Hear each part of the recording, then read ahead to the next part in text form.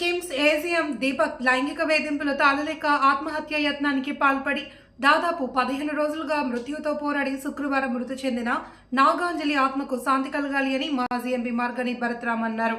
ఆమె లెటర్లో కోరినట్లుగా చివరి కోరిక తీర్చాలన్నారు. అత్యంత కఠినంగా దీపక్ ను శిక్షించాలి అని భరత్రామ్ డిమాండ్ చేశారు. డే 1 నుండి కూడా తాము నాగాంజలి కోసం నిష్పక్షపాతంగా పోరాడామన్నారు.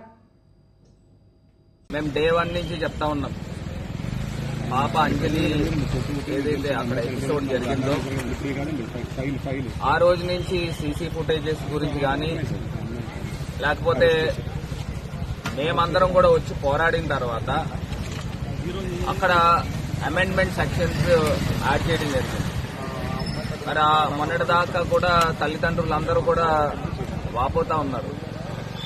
తల్లిదండ్రులందరూ కూడా కుటుంబ సభ్యులందరూ కూడా చాలా బాధపడుతూ ఉన్నారు.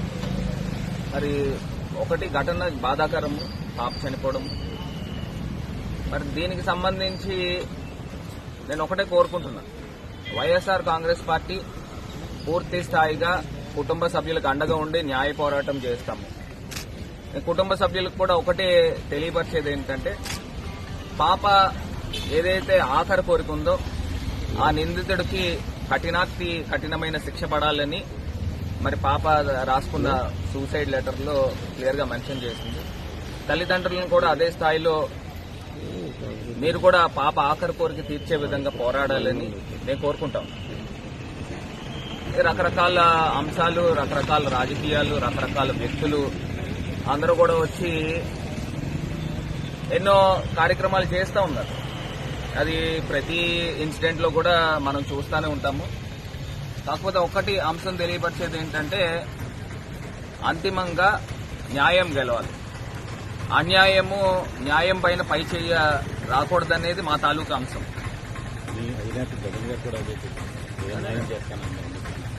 ఇప్పుడు ఒకటండి, ఇక్కడ ఉన్న ప్రభుత్వం పైన, డిపార్ట్మెంట్స్ పైన ఏ రకమైన నమ్మకం కలుగుతుందని అడుగుతున్నా. ఎందుకు చేతనంటే, ఇప్పుడు దాకా నిందితుడిని కోర్టులో ఉన్నప్పుడు ఇప్పుడు దాకా నిందితుడిని తీసుకుని వచ్చి ఇంట్రాగేషన్ చేసిన సందర్భం ఉందా? 12 రోజులు అవుతాం.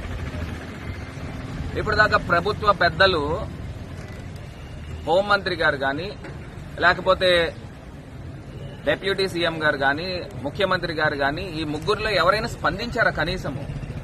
ఒక అమ్మాయి డాక్టర్ ఆత్మహత్య చేసుకుందా లేకపోతే అది అనుమానాస్పదమైన మృతి కింద తెలుస్తా ఉన్నప్పుడు మరి ఏ రకంగా స్పందించారని అంటే పెద్ద క్వశ్చన్ మార్క్. మరి ఆడపిల్లలకి ఏ రకమైన రక్షణ అందిస్తారని అడుగుతా ఉన్నా.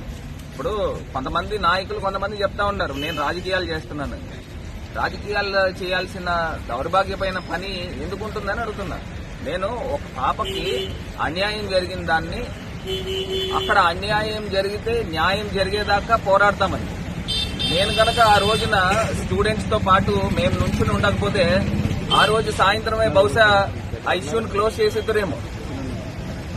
ఒక రకంగా నిలబడి పోరాడుతూ ఉన్నాం. రాష్ట్రంలో ఈ తరహా దాడులు గాని, ఈ తరహా ఘటనలు గాని ఎక్కడ కూడా జరగకూడదు అనే విధంగా పోరాడుతున్నాం. ఎందుకంటే ఇది ఒక ఎగ్జాంపుల్ కావాలి.